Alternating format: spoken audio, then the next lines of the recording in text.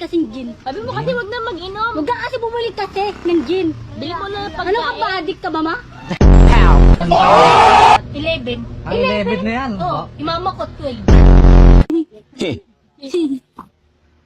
Tingnan mo. Ha? Tingnan mo. Ano? Ay, ay, ay, ang galing na butterfly. Siniseta chuta tisar saruay. Tingnan mo. Ay, diba? Ikaw nga. Ang galing nga. Ikaw nga. Hindi ako marunong eh. Gusto mo palit tayo ulo.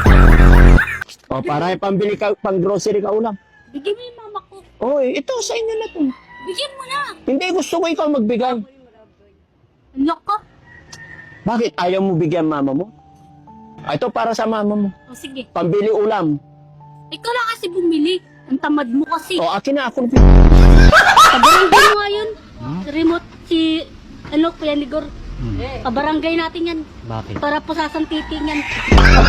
Kamatay na lang kami. Oo, lalagay natin yan sa ano. Gusto mo lalagay kita sa washing?